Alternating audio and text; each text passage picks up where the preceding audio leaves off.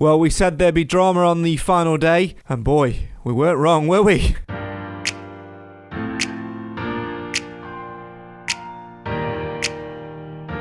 Murphy on the edge of the area. Can Murphy try and shoot here? Rolls it in towards Barry. Longstaff's onside. Longstaff will score!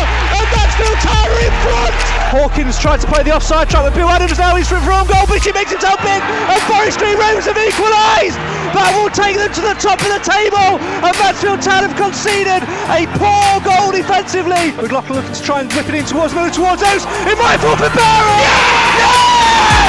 Jordan Barry came from the tightest of angles and fires Mansfield back in front. Forest Green come forward, down that far side, through the middle. Mansfield could concede here. Josh Marsh has scored. Forest Green at back level. Mansfield appealing for offside again. It didn't come. And with 10 to go, it's as you were.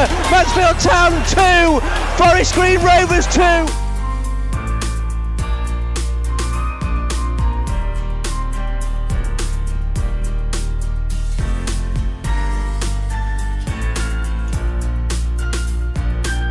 So a 2-2 draw at home to Forest Green Rovers, the best result all round for both teams. Mansfield sneak into the playoffs and Forest Green Rovers lift the league title. It was nervy throughout, especially when Forest Green kept levelling things up, pushing for that final goal. But once Forest Green realised that Exeter had lost at home to Port Vale, they knew they could put their feet up, and an excellent display of sportsmanship from both coaches saw the game fizzle out. The Stags seal their place in the playoffs and Forest Green seal the title.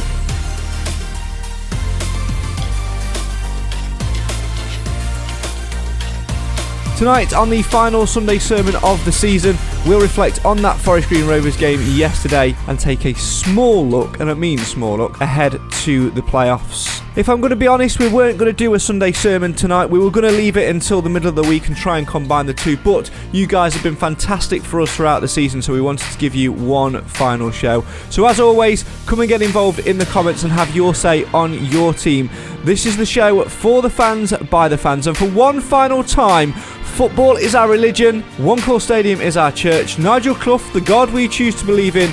By name, I am your priest, and this is the final Sunday sermon of the 2021-2022 campaign. Take your seats, it's about to get underway.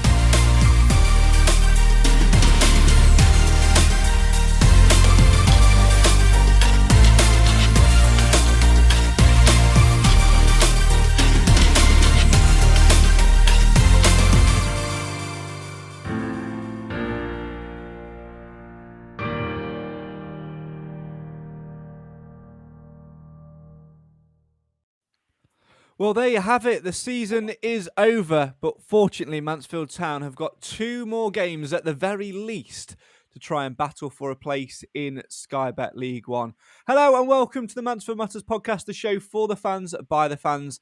Why? Well, because Mansfield always matters. It seems like it's been about 4 seasons in one, another mini season still to come, of course, and we'll be right with you with all the drama. As always, get involved tonight and have your say on your team as we reflect on 46 games which have led us to this, a showdown with Northampton Town.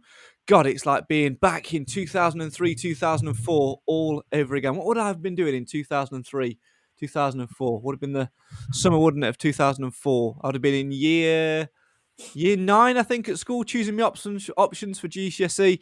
What about, though, my friends on the podcast tonight? What would they have been doing in 2004? Let's find out. Well, I know what this man would have been doing. He'd have been calling the Mansfield penalty takers. Hello, Alan Wilson. How are you? Good evening, Craig. Good evening, everybody. Yes, I can remember it like it was yesterday, Craig. I was telling everybody to get the stuff ready for Cardiff because we're off, because Mr. Larkin. Thank you very much indeed. Super Colin Larkin, and a man who, well, I'm sure would have been watching from the Ian Greaves stand, probably the same seat. Clive Parkin, how are you? Good evening, Craig. Hello, everybody. Yes, I'm fine, thank you. Were you watching from the same seat? Were you in the same seat than what you were on Saturday all those years ago, back in 2004? No, I think I was stood somewhere. Stood? I used to prefer to stand. Oh, back in the day. Well, it was a long, long time ago. No standing now, of course, and I'm sure we'll talk playoffs later on. And of course, those of you that get in touch tonight with comments about the playoffs, we won't focus specifically on that because we will do a show later in the week where hopefully all 5 of us will not only be on the same show, but hopefully together as well. If things all work out, fingers crossed. So we'll be talking more specifically about the playoffs and previewing that later on in the week. Tonight is all about reflecting on yesterday and a little bit on the 46 games which have passed. And my goodness, Alan Wilson, the Stags put us through some emotions every single season, but I think yesterday we went through emotions everywhere, didn't we? At one point, we were happy. I think we were up into fourth, home advantage. Then Forest Green score. We knew Sutton were winning, so we were desperate not to concede. It looked like Forest Green might score again. Then we score. Then we score, and we're in front. Then we give it away. Oh, it was difficult to keep up at times. It was. I had two gentlemen doing the blind commentary at the side of me in my box, stood at the side of my box yesterday, and they were saying, from right from third to ninth, everybody at that time was winning. I think it was when we were winning probably 1-0, not 2-1, just 1-0. And, it just one of those games, weren't it? It was to-in and fro-in. I don't think we played that bad. We could have played a little better. But can I just say, I don't like, it's only my opinion, I don't like James Perch at right back. I really don't. No, we'll come on to that a little bit more later on. I thought Nigel Clough again got it wrong yesterday with his team selection. We'll come on to that a little bit more, but I understood why he did what he did. Yeah. Clive, it was a thrilling afternoon. And like Alan said, at one point, everybody from third to eighth was winning, which meant it was as it were. But God, those sort of, that sort of 10-minute spell in the second half where it was the pendulum was swinging every which way possible. God, it put you on edge, didn't it? Was there ever a time where you thought it might not happen? Oh, every minute. It's difficult when you've got such a heavy emotional investment in your club to see the game for what it was, which was a very, very good League Two performance. I thought at the end of the day, both teams deserved to come out with some success from it. No question about it. FGR were worthy of their success this season. They banked plenty of wins early in the season, which gave them that comfort zone when they needed it. And they were one of the best teams I've seen play. So I have to say that I'm an emotional wreck at the end of that because it could have gone in one of three ways. Unlikely if it had gone one of those three, which was auto promotion, but it was possible. More likely it was going to be playoffs, but there was every chance if everything went against us, we wouldn't get anything from it. Yeah, so I mean, I consider being in seventh position to be successful. Yeah, I mean, I'm slightly disappointed that we don't have the home advantage second. I can tell you that Nigel Clough, I think, feels exactly the same way. We'll find out more from him later on in the week when we manage to catch up with him again ahead, and we'll talk ahead of the Northampton game later in the week, as I say. But it really did give you every single promotion. But one thing it does say about League Two this year, Alan Wilson, is the fact that it's been so competitive. I think we knew deep down, and we sort of said, didn't we, before the game, that automatic promotion, in our opinion, was a step too far. But very few would have put money on Bristol Rovers going up in third, having not been there all season. And then they get in there with 3 minutes left to play because they hammer Scunthorpe United, and Northampton fall out because they concede, courtesy, I think, might be wrong, of Danny Rose, who ended up going in goal because their goalkeeper was sent off. Yeah, I saw that at the end, and it was a great picture, weren't it? If you've seen it on Facebook, where Danny's just sat there like that. It was a cracking picture, that. But I will say one thing. I think Bristol Rovers, I think, to be fair, deserve their place because they've played some really good football right through up until the last 10, 12 games. And I said to Jeanette quite a while ago, I said, Bristol Rovers will make a late charge. And I was proved right in that because they played really well. But I think we finished, strongly. We did okay. But, we've still got possible 3 matches where we can put them to bed. And I think we've got a really good chance. Yeah, we'll wait and see. Let's delve into some comments then about yesterday. Jim's kicked us off. Great point to start off with as well. Love Clough and Edwards' late deal to leave the score at 2-2 it's very rare in today's game.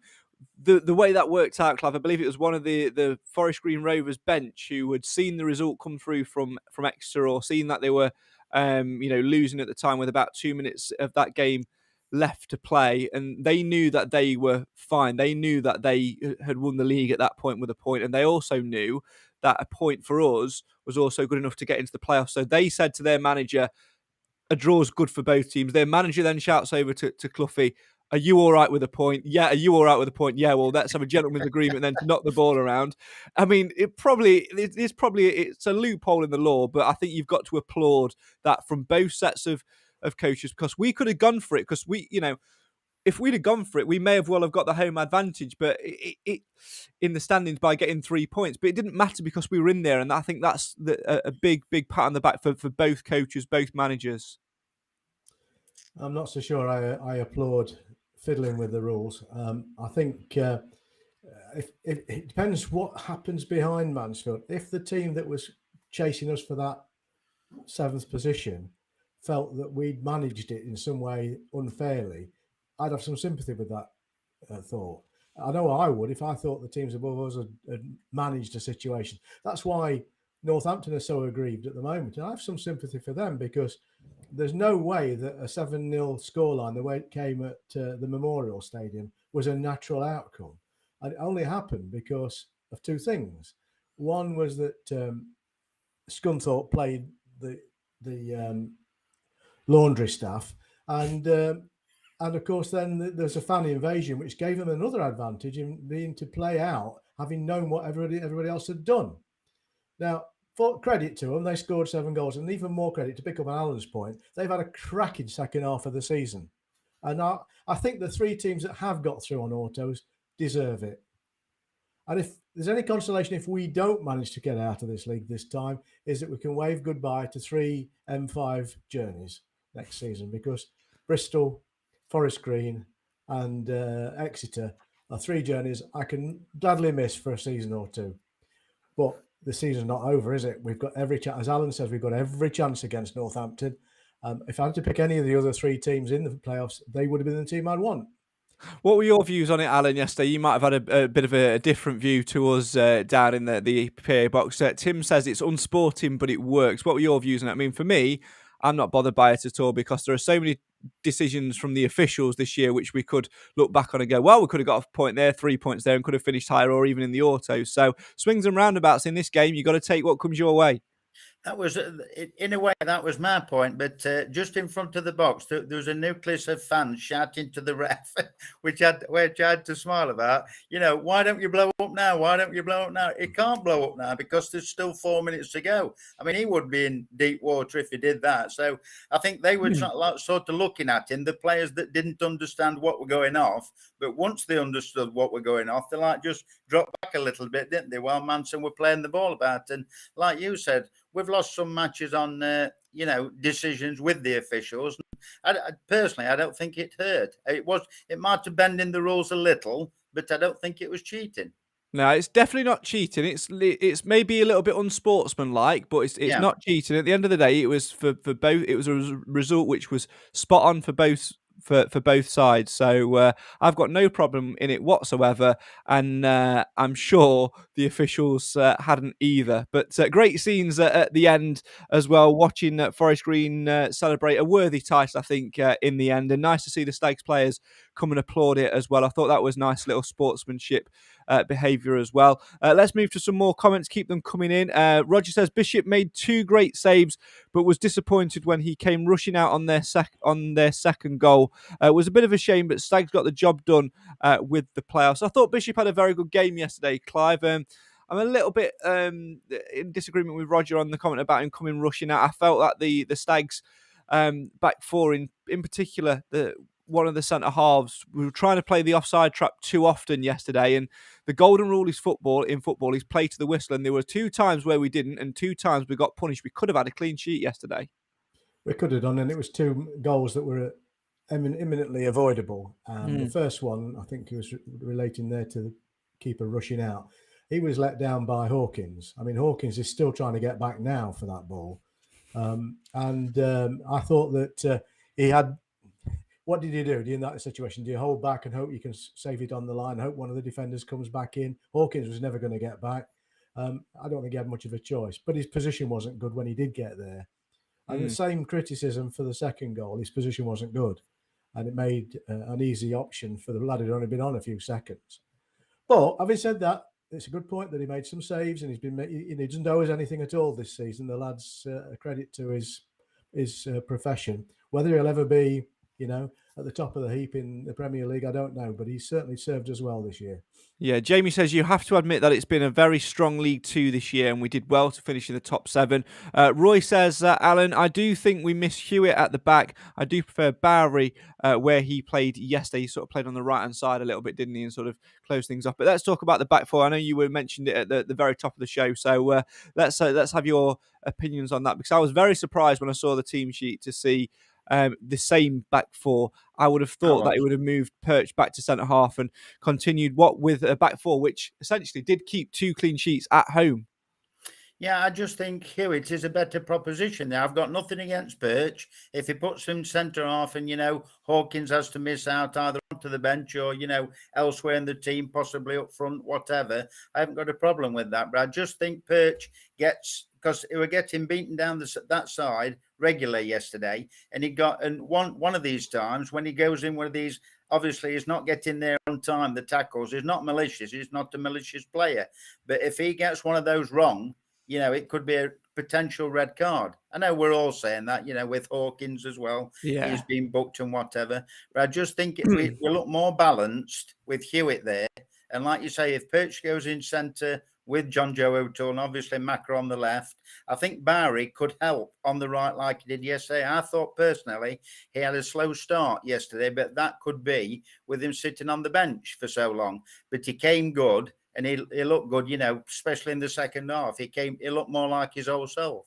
Yeah, we won't talk about which he should go for against Northampton. We'll talk about that in the league, Clive. So let's just keep it more on yesterday. I felt we needed that experience at centre half a little bit yesterday with the way that they knew they had to come at us.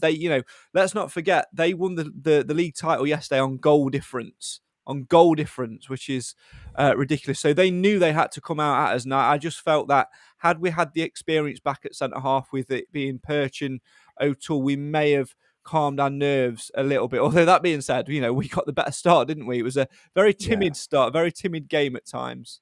I think the only reason I think that Clough chose Hawkins and therefore dropped Hewitt was because he recognised that in Forest Green Rovers strike force they've got some aerial power, and Hawkins is pièce de résistance is he can get up and head balls away. Having said that, he looked very lethargic to me yesterday. Now, whether it's because he's a new dad and he's got night feeds and things, I don't know. But I'd have much sooner seen Hewitt in the side. I think the back four that had those 2 clean sheets should have been kept under any circumstances. And I think the only place for Hawkins yesterday would have been on the bench, in my opinion. I thought he did the right thing with his forward pairing. But Alan made a very good point, is that if you've got Hewitt on the right back there and you put Bowery in front of him, that's a really good partnership. And Bowery can get around the field. He's a really good bloke to have when you're looking for that sort of stretching that he can bring to the game.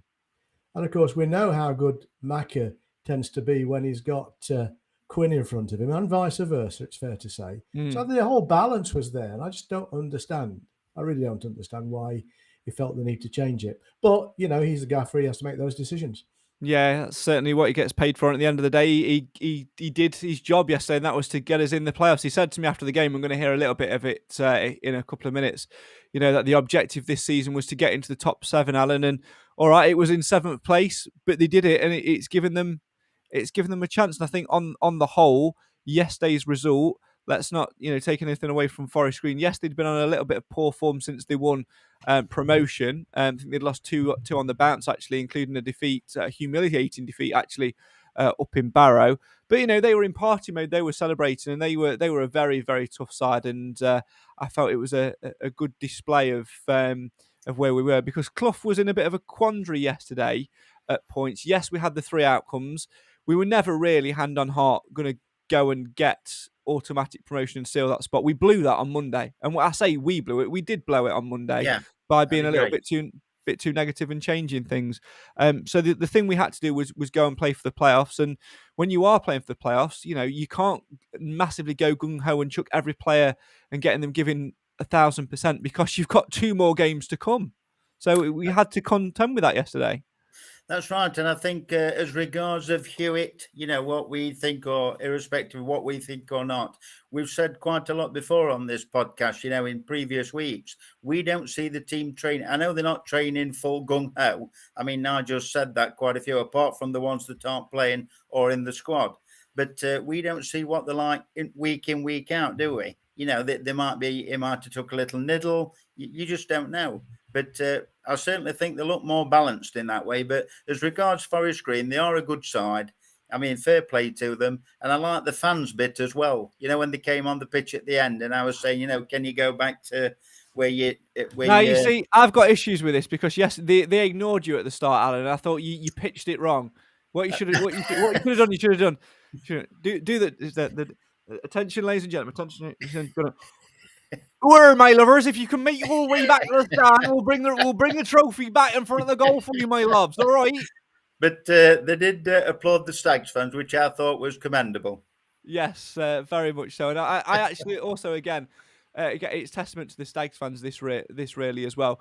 They didn't leave. They actually stayed and watched. They stayed and watched Forest Green lift the trophy, clapped their players off, clapped our players off, gave them a standing ovation as they walked off the pitch as well. I thought typified two good clubs in terms of being humble and being gracious to each other, and I really, really like that. Although, let's be honest, 473 fans on a day where you can win the title. I'm not slagging anybody off, but come on, they should have sold that away and out, shouldn't they? But they only get over 2,000, don't they, at home? So it's like probably a quarter of a fifth of their full. It's their biggest away following of the season, Craig. I mean, they are. Is it really? Yeah, they are a paltry supported side, considering what level of success they've had all season. But that's because they're a village on a hill, aren't they? I mean, at the end of the day, and they're not in the hotbed of football country down there, are they? I mean, it's milking races and stuff they have down there. But it's rugby union country anyway. But we came up against a team that thoroughly deserved their promotion this year, and I think probably thoroughly deserved to get the trophy. And it doesn't matter to us who are the three that's beat us to it. We've got a second chance. We must take advantage of that now. But I thought both sets of fans were good. I thought that the spirit was there, and I thought the behaviour of the fans was spot on. An interesting thing is that the chief executive of Forest Green Rovers tweeted a very complimentary set of remarks about Mansfield Town Football Club from top to bottom. Yeah. Now, I don't think that was Vince. I think this is the David Sharp equivalent there. Yeah. So that's nice to hear. Yeah, by the way, I had a nice little chat with David Sharp before the game yesterday. I managed to get 4 minutes with him. And in answer to the question which you're all thinking, digestive. Right, let's move on. Let's delve into some of the questions. I did ask him as well, by the way. He gave a great answer, to be fair. He said digestive because it's sturdy and reliable, and that's what we need to be today. I liked that a lot. I rated that answer a lot. More comments coming through. Keep them coming. Have your say on your team. Reminder, we're not going to talk too much about the playoffs tonight because we'll have a special preview show later in the week for that. Pedro says Saturday was a proper nerve shredder at 2-2 until the benchers decided to play it out. I reckon we're well on for a trip to Wembley. Whatever happens, says Roy, whatever league we're in next season, I wouldn't mind signing their right back, Kane Wilson. Yeah, absolutely. I think he's a very, very good player. Had the beating of us on a number of occasions yesterday. Mark says, would we have thought this way if it had been done against us? Tricky one. That I think that in terms of, I don't know what. I think the sportsmanship bit. Oh yeah. Well, I think they needed something out of it. We needed something out of it. I think it's not against us or for us, is it? I can see what you mean. If it was two other teams against us, swings and roundabouts, isn't it? Tim says Barry, man of the match by a country mile. Jamie says poor goals to give away. Defence needs to be a lot better for Northampton. Charlie says me and Clive spoke on a post on Facebook. I think Hawkins was a liability on Saturday. Really hope we go back to Perchin O'Toole at the back. Paul says Oates run himself ragged again. He seems to be running on empty again near the end of the game. I know Barry scored, but we seem to have nothing up front. I don't understand the DJ situation. We are desperate for a centre forward at the moment. I think it's a difficult one to sort of pitch, I think, Clive, at the minute. Yesterday, like I said earlier on, we were in a difficult situation. Do we sort of go gung-ho and play the diamond like we did and keep Oates and Murphy in similar central positions, or do we try and pack out midfield and stop them playing through? And I thought we did that relatively well yesterday, and that just meant Murphy and Barry being a little bit deeper, and we did create chances. We did, and we scored more than our share of goals from midfield again this season. And I think providing the forwards are pulling the defenders about, which is what Oates does, and Murphy I thought played very well yesterday. And when he's on, that's the same thing with Akins. He does drag defenders around with him like the Pied Piper. And I think if you can create space, then if you've got decent midfielders or opportunist midfielders like Matty, you're going to get goals. And that's all it is being in the right place at the right time. Yeah, it was a very opportunist goal. But it was, like Clive says, Alan, it was right place, right time, and he took it very, very well indeed. He seems to be very good at that, doesn't he? 'Cause, I mean, if he can keep Lapsley out of the team, whether it's him or, another one that does it, whoever, it's worth his place and worth his salt, in my opinion, because he's obviously got some very good pedigree, but he does tend to, I don't know, it tends to put the ball back instead of forward. I know sometimes he can't help it because there's no forward running players or, for whatever reason, but it tends to move the ball back more than Lapsley does, in my opinion. Right, let's wrap things up Forest Green wise before we move on to something a little bit different as we look at the shortlist for the Mansfield Matters podcast end of season awards. Let's start that and finish this little Forest Green chat by hearing from Nigel Clough. Here's a little excerpt of me speaking to him post match for Mansfield 103.2. We got what we wanted today, because in reality trying to get automatic promotion with all the permutations was a big ask, but in the playoffs and we're still in with a chance. That's it. We'd have taken that. I think first of all at the start of the season our aim was to get in the top 7. Obviously we would have loved automatic, but with a game to go all we could do was lose it really with the other fixtures the way they were going. Bristol Rovers were always going to win, so it was all about making sure we got that point, and it was tough but we got there. And it was tense at times as well. Yeah, it's bound to be. They needed a point with Exeter losing to win the league, so it couldn't have worked out any better for both teams. Yeah, it certainly couldn't, and you can sort of see at the end, couldn't you, when it was 2-2 and you knew that Exeter had not been able to be champions. You sort of had a little look, didn't you, across to the Forest Green bench and said, let's just see it out. Well, it was really coming from their bench, and one of their lads actually said, we're all okay, and it's one of those where there's no point then in going for it. We've got a few minutes left. Both teams have got what they wanted. Yeah, they certainly did today. Let's talk through the game in a little bit more detail. The Stags got off to a great start in the first half, didn't they? And that's something to settle the nerves down a little. Yeah, I think it was important we scored. You don't fancy keeping a clean sheet against Forest Green because they're too good. They're going to cut you open at some point, and they're going to create chances, which they did today. So I thought we had to score. We got a couple, and we needed them to get the point. Yeah, and then in the second half, Jordan Barry puts us 2-1 up. A good little move and a good little finish. Brilliant cross from Steve McLaughlin, and he's in at the far post. Rhys Oates went across the near post, and he's tapped in at the far post. Then we should have hung on to it a little bit better. You get through 5 minutes or whatever, get to 85, but I haven't seen the goal back. I just have to see what we did for the second goal that we conceded. Yeah, and then maybe a few question marks over the goals, whether we were trying to play offside trap or not, but in the end we can talk about it, but it actually doesn't matter at all, does it, because we are where we are. Any decisions that have gone in the last 46 don't matter an inch now. No, they don't in terms of points. The officials' decisions do, because we're still aggrieved over 46 games. The decisions that we've had, certainly. But everything else has gone. We've broken, I think, the points tally record. 77 is the best in over 20 years. We broke a few records along the way this season. But I think we're going to the playoffs in good heart with some momentum. And you need it to be exactly how it was fan-wise today, because the sellout in the home are incredible. They're still here. Absolutely brilliant. I think everybody sensed, everyone's got the phones, everyone knows the scores, the others are all winning comfortably, I think. So everybody knew that we couldn't rely on anybody else, we had to do it ourselves, which against the league winners was a tough ask, the way that the fixtures have fallen. To play them twice in the last 6-7 games is tough, because they are the best team in the league. But we managed it, and for everybody, every supporter, we sold every home seat today. So for all of them, all the way up to the owners, I think the owners have put a fortune in over the years, and I'm sure they think sometimes, why are we doing this? But I think for days like today, it must seem worthwhile for them. So for them, all the way down for everybody in the football club.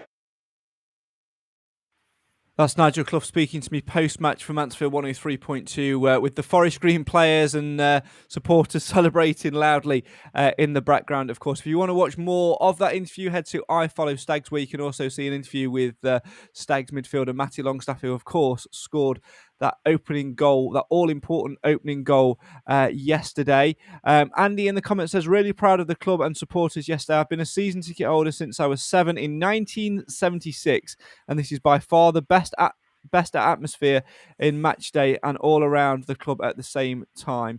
Yeah, absolutely. Right, that's all we're going to be talking about now in terms of football. We'll have more later on in the week when we do our playoff preview show as we look ahead to 2 big fixtures against Northampton Town. But first, it's time to talk awards. The Film and Television Awards are taking place on the telly right now, but we've got awards which are far, far better than that. And that, for me, is the Mansfield Matters Podcast End of Season Awards. Now, you'll have seen over the last couple of weeks we've been doing a bit of a long list. We've got a number of categories. We've taken your votes and we've put together now a shortlist. So it's time for us to add our own suggestions to that and then reveal what that shortlist is. Then we'll put them online, and then from tomorrow right up until the end of the season, whenever that may be, whether that's playoff heartache or playoff joy or whatever, that's when we will reveal. So once all the football has stopped, that's when we reveal the winners in a very special end of season review show style podcast. So there are a number of awards. This is how it's going to work. I'm going to read out who the shortlisted nominations are for each category, and then myself, Alan and Clive are going to add our own suggestions. Nathan and Cam, who can't be here tonight with us. Cam is on solo parenting duty, so I'm sure he's pulling his hair out already tonight.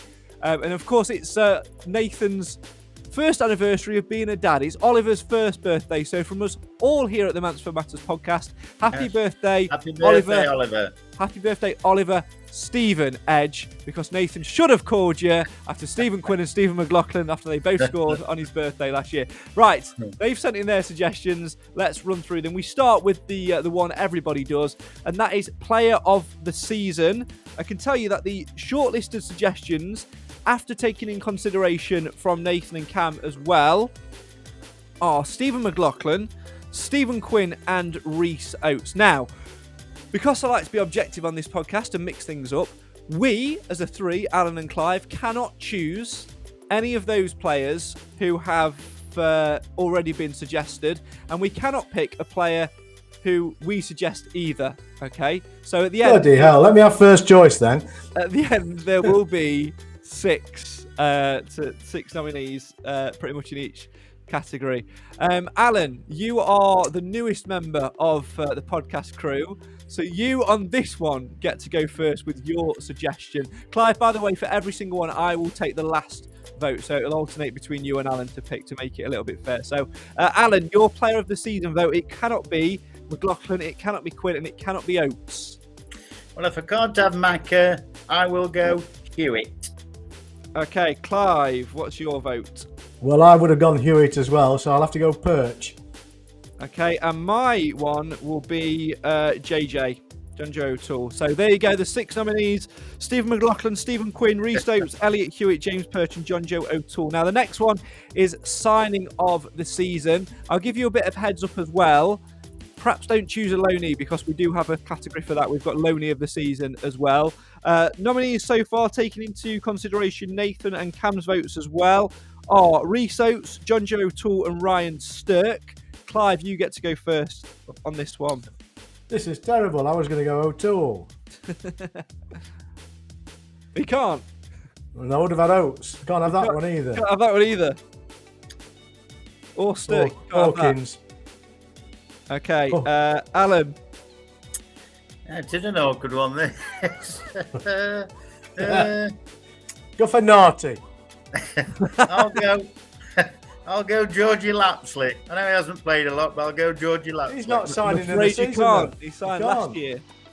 Oh, You said right. last year, Oh, you can't go for Lapsley. oh dear. Got to be somebody that's signed this year. What choice have I got then? Sure, that's for you to work Who's out, that? isn't it? That's for Who's you to work out, isn't it? That's for you to work out. I mean, you can go for a loanee if you want. They can win more than one award. It does happen. No, but like you said, loanees. I mean, the only one I could think is a loanee because somebody already said Stirk, didn't they? Yeah. You know, so I'll go Bish. Okay. Who am I going to go for? That's a big one. I know.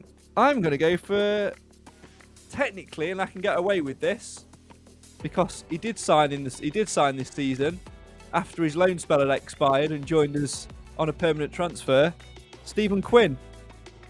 Because of course he was on loan last season, wasn't he, from Burton Albion, and joined in the summer on a permanent deal. So I will go with Stephen Quinn. Good shout. Loanee of the season, aka what is currently the Nathan Bishop Award, because that's what Cam and Nathan also went for. If you'd like to get, because the options are short on this one, if you want to throw your votes for Nathan Bishop, we can do and crown a winner now. Alan, you're first.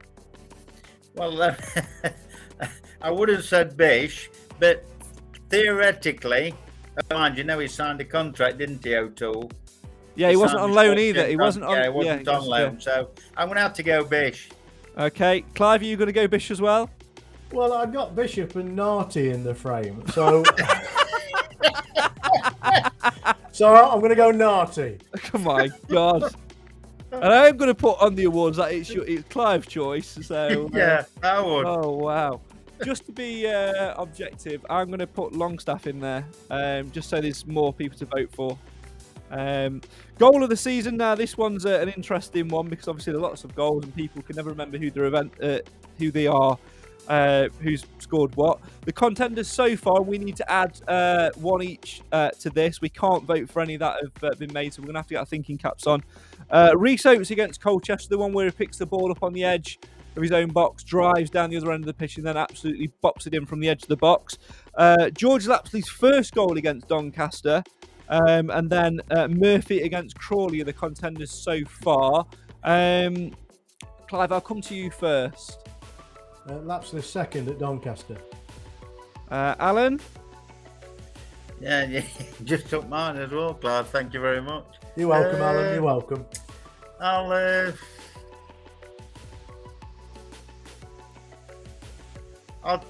I'll say Quinn's. I didn't think it was, but you've got to say something. I'll say Quinn's against Scunny. He arrowed it into the bottom corner. Trying to think of ones which I've enjoyed commentating on. Do you know what? I'm going to go. Was it Hartlepool? Marish scored 3 to make it 3-2 when we were 2-0 down. It might have from been, a corner. yeah. Gets it short from a corner, doesn't he? Gets it back and then whips it in the top corner. Yeah, I think it's that one. Yeah, I'll go Maris. Yeah, I'll go Maris. Mine was between Maris against Hartlepool, or actually no. I'm going to change my vote. I'm changing it because I've just thought of another one. Hartlepool away. I think it's not the second goal, the first goal, the opening goal. Perch scores a header for the second. I think it might have been Lapsley that scored the opening goal. I think it probably was. We had some really good footwork, and Aikens turned it round the corner. I'm going to go Lapsley at Hartlepool away, actually. So there you go. Oh, can I just say, by the way, we're overlooking Charlesley's pair from the bench. Yeah, well, you could have voted for him. I mean, I've only just thought about it. It's too late. Do you want to change it? It's not too late. No. I can let you change if you want. My X is on the coupon. It's stopping there. Okay, well, fair enough. Your next category is game of the season. Now, I've got to be clear on the rules on this one. This is a game where if you had a DVD or, a cloud download now, in the future, just before you were about to pass over to the other side, you were allowed to watch one game in full from this season. What game would that be? The contenders so far: Doncaster away in the FA Cup, Exeter at home, Oldham away, and Hartlepool at home. Do you want me to go first? No, I'll go first. Go on then, Alan. I'll go Sunderland away. Sunderland away. Clive? It was a battling performance. It was a battling performance at Sunderland, yeah. I was going to go for Doncaster, obviously. It's one you can't ignore. I think I'll go for the Mark Hughes debut match at Valley Parade when we beat them Bradford away. 2-0. Yeah. Yeah. Trying to think, we've had some really good performances this year. I'm trying to think of real ding-dong games. I mean, Hartlepool at home was probably one which I'd have maybe gone for because of all the drama and everything. Do you know what? I don't want to pick a defeat because it's difficult. I mean, it's between two for me, and I'll let you two judge between. Actually, no, they're both defeats. Actually, so it doesn't matter. Tranmere away. Another good one, Craig, was Swindon at home. Yeah, it was. Yeah. Swindon at home was a good one. Just in case you didn't want to choose a defeat. I might go with that one. I mean, I'll let you guys have the casting vote on this. Swindon were very good on that day. Yeah, they were. The two that I was thinking about in terms of drama and about what happened in each game. Tranmere away, I thought would have been up there because we equalised in the 90th minute, and then obviously, mind you, then it got spoiled, didn't it, Alan, by that moron in front of us. Enjoy League Two next year, we go up. And then the other one I was thinking about was Middlesbrough at home because I felt we gave it a real go. And you know what, I'm going for that one. I'm going for Middlesbrough at home. I know it was the FA Cup, but I'm going with good choice. Middlesbrough at home. I wish I'd thought of that. Well, there you go. I mean, I did give you pre-warning. You've had 10 minutes before we started the show to have a little look. It's not my fault you didn't. I've written all mine down and everybody's already taken them. The Unsung Hero Award, aka the Marek Steck Award. Steck has already got votes from both Nathan and Cam. The other person on the sheet is Hewitt. We have to pick one apiece for this one. Clive, I'll let you go first. I imagine you were going to go Hewitt. I was going to go Hewitt, but it's not. Now, just to throw a spanner in the works for you, Unsung Hero does not necessarily have to be a player. Well, it's okay. I've got a valid alternative, and it's a collective. It's the ticket office staff. Yeah, that's fine. They've had to work their socks off this year with really poor equipment, and without the luxury of having staff to do it, and in the process of people being off with COVID and hospitalisation, all the things that could go wrong have gone wrong. I think they've been marvellous. Now, before you give me your answer, Alan, I just want a one-word answer to this question. Is your nomination a human being? It's a collective of human beings. Human beings, yes. Yeah, as you go then. On you. Stags fans, absolute quality, all season. Cop out. It's not a cop out, it's all Clive. That's my opinion. I'll give you the best answer of the lot. The Unsung Hero Award for the support at home games and for being an absolute legend goes to a four-legged nomination, Bobby the Dog.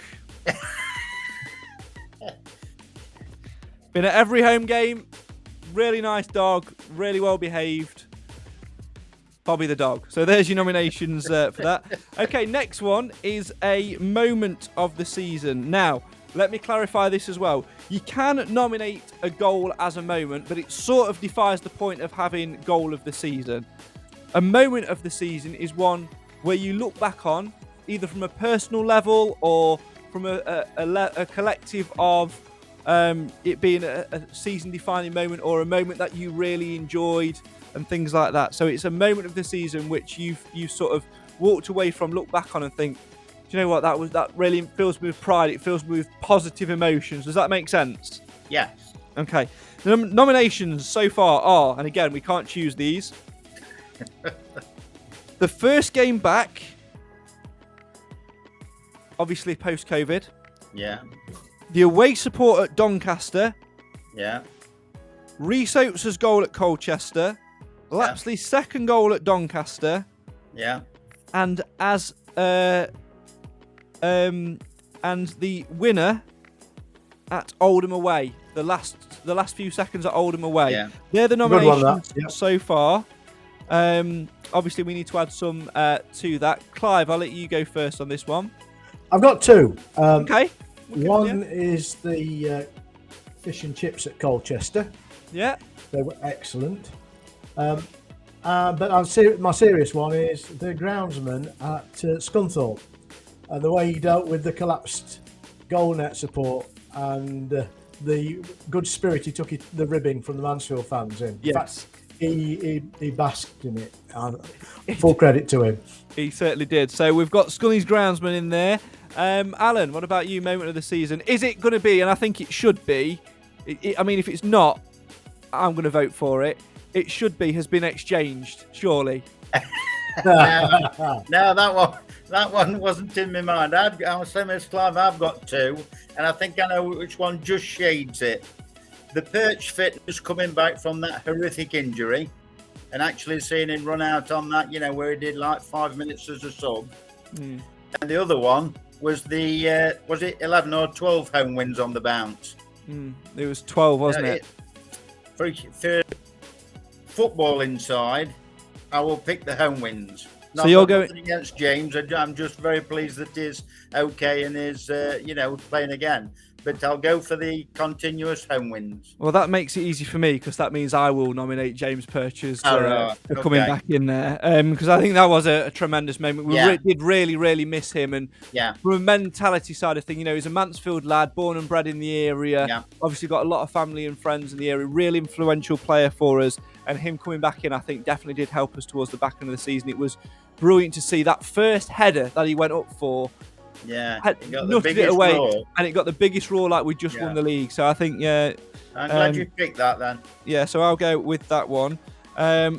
Final one, the final awards, unless you guys can think of any others, is the best away experience. So this can be, it doesn't necessarily have to be the results. It can be a ground that you enjoyed visiting, an experience that you had on the day, that sort of thing as well. So the two nominations are both FA Cup games, Doncaster and Sunderland so far. Alan, you're first on this one. The best away experience for you? Well, it'll be a strange one. You'll all wonder why. But I like Warsaw away for the simple reason we couldn't. Apparently, when you normally go to Warsaw, they've got a hotel just over the road, and that's where you can go for a drink. Well, apparently they were keeping the COVID people there that came from holidays, like a hotel. That's right, yeah. Stay there. So we were like stuck outside for probably an hour, and the banter, I'm not kidding, Craig, my sides were splitting, my ribs were aching. The banter between the Stags fans was unbelievable. I know the result went against us, and when they were singing "We Want Our Tiger Back" in the crowd, it was just, it was one of those days. Even though we lost, it was a really memorable and enjoyable day on the SSA coach. Clive? Yeah, I was going to go for the very rare occasion we go to a 48,000 seat stadium and dominate. But everybody else has bagged that one. Again, Doncaster for similar reasons. I'd also got in mind the last-minute winner at Boundary Park as capping a really good afternoon away. But I'm going to go for Hartlepool away because I think Hartlepool is a genuine club. They're a friendly club, and they have a clubhouse it's a pub on the corner called the Corner Flag. And it's a bit like a traditional working men's club. It reminded me a lot of Phoenix Knights when I saw it. And they do welcome away fans genuinely. And in fact, we went in there, a lot of Stags fans, a lot of Hartlepool fans. We all got on famously. There was a meat raffle. It was great. There you go. Now and the beer was cheap as well. Well, there you go. Now, this is obviously a difficult one for me because I've almost had two seasons myself. I've had the parts at the start from the start of the season till early November time where I was a fan and going and having the fan experiences to then going as press to all the games, and that obviously alters it for me a little bit. Now obviously this is a fans based podcast, so I'm going to judge my nomination purely on that and being in the away end, and I can think of, as much as it pains me to say it because we've got them coming up, I could actually think of no better than Northampton. We were shocking on the day, but I spent the day with Alan on that day. We had a laugh on the bus. We did. It was a really good day out. We went and had a coffee in the KFC over the road. Then we went and stood outside in their bar, which was very nice. They had music playing. They had a DJ on. It was a really good experience, and I felt that was something that I would want to emulate at the Stags in terms of that experience. So I'm going to go with Northampton as my nominee. I tell you what, Yeah. I've forgotten one. I can't use this, but there was one. The highlight of my away trips this year on the SSA was being invited by Alan Wilson to hold his balls for him. And not for the first time, I've heard. Well, it was bingo master, and his balls were bouncing everywhere. So I only lost one, and then the gentleman who was sat at the front with the crutches managed to get it back for me. It was 9-0 blind 90. and there is a Remember what ball it category- was?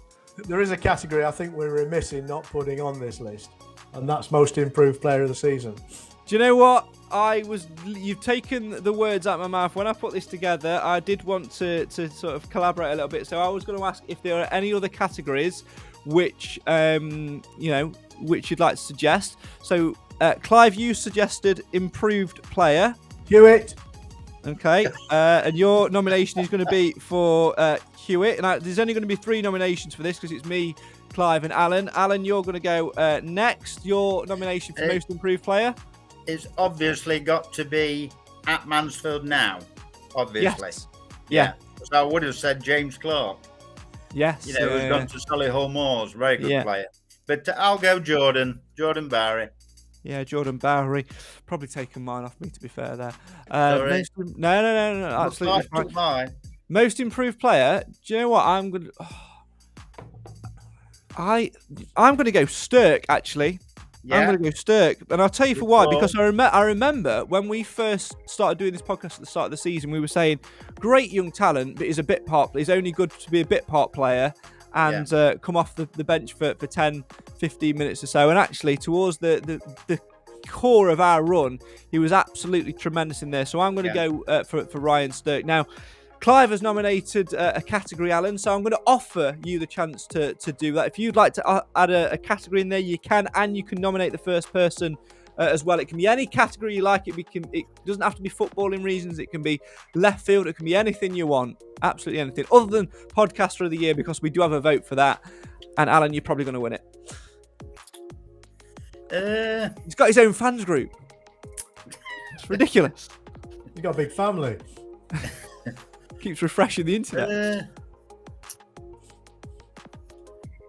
It's a very strange one. The only one I can think of would be I haven't been on that many because obviously I've been ill and I can't afford to go on all of them, but probably the SSA away trip. Okay. Yeah, we can go. We've got Westfield Stags, we've got Ollerton, we've got Shirebrook, we've got Plesley, we've got them all. But I've only actually ever been on the SSA, so I can only comment on the SSA. And of course, they're our friends on this podcast. They've supported us in numerous ways, and we give them a shout out every week. So yeah, SSA away trip then. Best SSA away trip. Alan, your nomination? It's got to be Walsall again for me. Clive, what about you? Carlisle. I'm going to go for Exeter. I thought Nice chippy there. We didn't go there. We had to walk into town centre and found a McDonald's, and Clive walked around every shop going. But we had a good laugh on the way down. We did bingo on the way there. We did a quiz as well, and we did a live pod from outside the ground because we did the announcement that O'Toole was joining us on loan.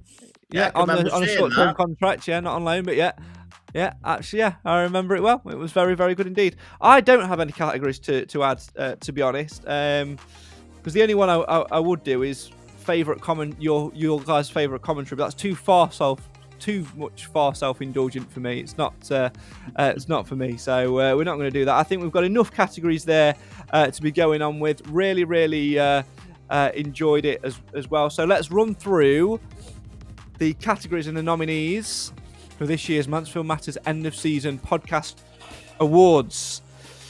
Player of the Season, your nominees: Stephen McLaughlin, Stephen Quinn, Rhys Oates, Elliot Hewitt, James Perch, and John Joe O'Toole. Signing of the Season: Rhys Oates, John Joe O'Toole, Ryan Stirk, Ollie Hawkins, Nathan Bishop, and Stephen Quinn. Loanee of the Season: Nathan Bishop, Matty Longstaff, and Richard Narty. Haircut of the year: Behave. Goal of the Season: Rhys Oates against Colchester United, George Lapsley, the first goal against Doncaster. George Lapsley, the second goal against Doncaster. Jamie Murphy against Crawley. Stephen Quinn against Scunthorpe. And George Lapsley against Hartlepool away. Game of the season. Doncaster away, FA Cup. Exeter City at home. Oldham away. Hartlepool at home. Sunderland away in the FA Cup. Bradford away. And Middlesbrough at home in the FA Cup. The Unsung Hero of the Season award. Marek Steck. Elliot Hewitt. The ticket office staff. The returning Stags fans who never stop believing. And Bobby the dog.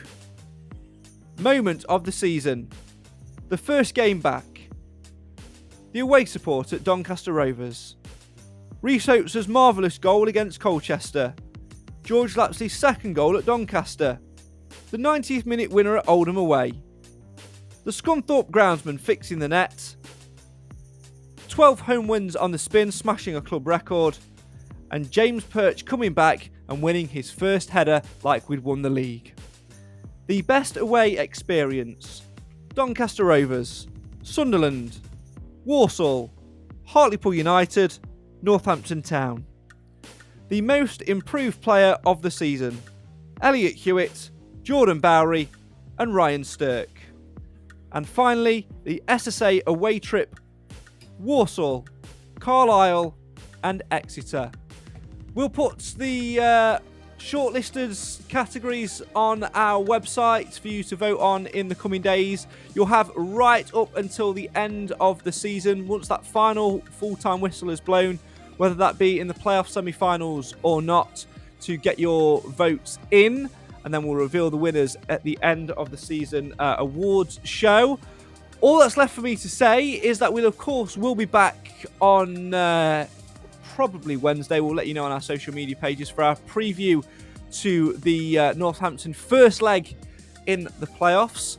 It's been a real fantastic season for us. I think we can't really go without talking about this, and it was,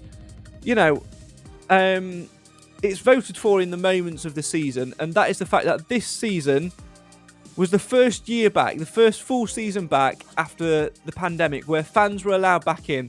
And now at the start of the campaign, there was a few people that were umming and ahhing about going, and do you know what? There may well be a small percentage that are still like that now. But hand on heart, Clive, hasn't it been genuinely wonderful to have fans back this season, to rebuild those friendships, and to enjoy this fantastic roller coaster ride of emotion with the fans back inside, because it's they who undoubtedly have made the difference. Absolutely. The whole thing this year has been a positive contribution towards collective mental health. Yeah, I don't think there's anything more on top of that you can say, Alan, really. It's like Clive says, it's been a big impact on people's mental health, getting back through the turnstiles, and it's just been fantastic to see it unfold. And of course, it's not yet over. I must say I was very lucky while the COVID was on to obviously keep announcing, but it's been fantastic to have the crowd back. They've been 10 out of 10 all season. Yeah, it certainly has. And it's been great to carry on doing this podcast for you as well. I'm going to have to admit, after the pandemic sort of ended last year, and obviously Nathan and Cam both became parents, we decided we thought we might not do this anymore. We thought we might sort of stop it there and just go back to watching games and things like that. But both Clive and Alan came on board as full-time podcasters this year after both having substitute appearances at the start, and have done a sterling job for us now, and are now a well-recognised pair of faces and voices on the podcast. I've been really fortunate this year as well to being in and around the dressing room a little bit more by doing commentary, by a little bit of fortune. Really enjoyed that experience. And I really think that has helped the podcast as well, by having the highlights on and by having those interviews on. Can't wait to see how the season unfolds. But every single week, the listening figures, the interactions, the comments, the views have gone up and up. Obviously, a little bit of that is the fact that we've been doing well and that we're on the request for a wave. But I think it says a lot about what we've been doing as a podcast as well. 5 series now of Mansfield Matters podcast. This one is nowhere near over, but we'll certainly continue to do it. So from me to you all, watching, listening, whatever, thank you for supporting the podcast this season. And let's hope as you continue to do so, we go out on a high. There's only one way to end tonight, and that is, of course, by having a little look back at the final game of the season. A heart-wrenching and a heart-stopping 2-2 draw at home to Forest Green Rovers, where I gave in to Cam's demands to come and do co-commentary. There was literally nobody else available, but don't tell him that, he did a good job. Charlie says, great job, lads, keep it up. We certainly will. Thanks for everyone for watching, for listening. Don't forget to vote in the Mansfield Matters End of Season Awards. The link will be on our social media in the coming days. From me, Craig Priest, from Alan Wilson, from Clive Parkin, from Cam Felton, and from Nathan Edge. Thanks for watching. We'll see you again later in the week on the show For the Fans, By the Fans. Why? Because Mansfield always matters. Always matters. 45 games have been and gone. Only one remains, where Mansfield Town need to seal their fate at the end of this roller coaster campaign. Win or draw, they'll at least be in the playoffs. Lose, and it's time to start looking over our shoulder. A win or a draw could also seal automatic promotion, with a dramatic twist of events elsewhere. We'll worry about that later on. First, we focus on what's in front of us here this afternoon at One Call Stadium. That's a Forest Green Rovers side who need to win to seal the league title. So it is very much all to play for here at the home of the Stags. Nigel Clough makes 2 changes to the side, which drew 2-2 at Salford City on Bank Holiday Monday. Out go George Lapsley and Lucas Akins. In comes Stephen Quinn and Jordan Bowery. Murphy on the edge of the area. Can Murphy try and shoot here? Rolls it in towards Bowery. Longstaff's onside. Longstaff will score! And Mansfield Town are in front! Mansfield Town 1, Forest Green Rovers 0, and it's Matty Longstaff, the man on loan from Premier League Newcastle United, with all their riches, makes it rich for Mansfield Town. He stayed onside, and Mansfield, after 60 minutes, are in front. It's probably a bit of fortune there, the fact that Longstaff stayed onside. It did take a deflection on its way through, but Longstaff stayed composed. Yes, his first shot was straight to the keeper, but on the rebound, he taps it home. Mansfield 1, Forest Green 0, and it's a fantastic start for Mansfield. Hawkins tried to play the offside trap, but Bill Adams now is for home goal. Bishop makes himself big, and Forest Green Rovers have equalised. That will take them to the top of the table, and Mansfield Town have conceded a poor goal defensively, and Ollie Hawkins has got to take a lot of the blame. 1-1 it is. They've tried to play the offside trap, and it's not worked. And this is our worst fears now. We've got to stay awake to this. We've either got to get the next goal or at least see it out, because this gets really dangerous now. If Mansfield concede another goal, then we will drop out of the playoffs. McLaughlin looking to try and whip it in towards the middle, towards Oates. It might fall for Barry! Yeah! Jordan Barry came from the tightest of angles and fires Mansfield back in front and gives them that all-important breathing space that they need. 78 minutes on the clock, and cometh Jordan Bowery to alleviate the pressure. Stags 2, Forest Green Rovers 1.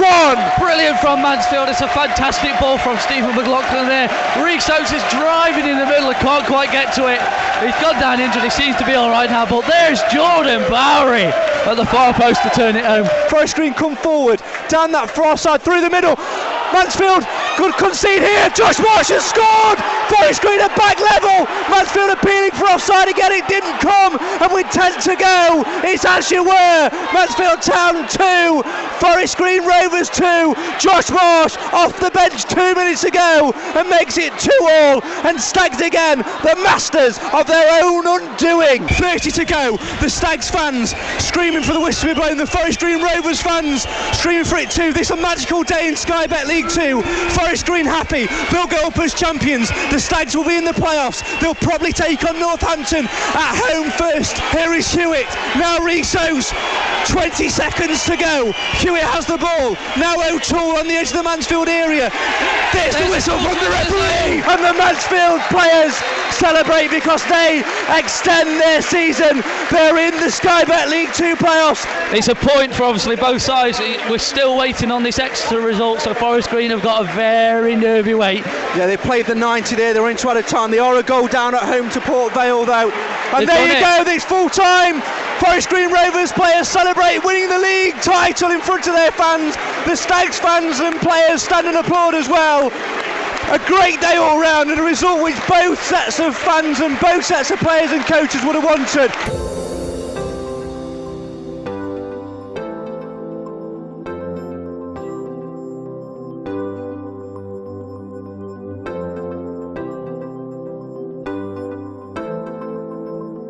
So there you have it. There's the twists and turns of the final day, and oh my God, they were twists and turns, weren't they?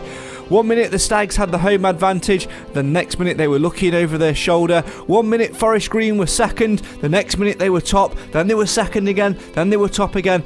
Absolutely crazy. And then in the end, as you heard there, just knocking the ball around for fun, running that clock down. So the Stags then, their season continues. They're in the playoffs at home first against Northampton Town, a team they last faced in the playoffs in 2003-2004. Stay tuned for some special content coming your way this week on the Mansfield Matters podcast feeds as we look ahead to that big playoff game on Saturday night. Don't forget our regular show. We'll be back in the week as we preview that game as well as get all the inside track from inside the Stags camp too. My thanks to Cam Felton, who obviously wasn't with us on the Sunday sermon tonight, but for stepping in at the very last minute to do all the commentary with us on Mansfield 103.2 yesterday. Don't tell him, but he did an alright job, to be fair. Obviously trained him well.